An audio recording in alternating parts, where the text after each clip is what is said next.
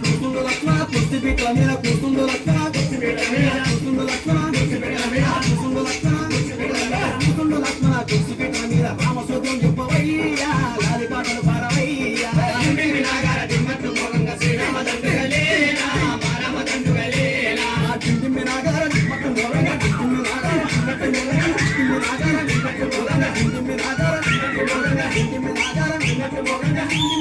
నిమ్మట్టు మోగంగా శ్రీరామదండుగలేనా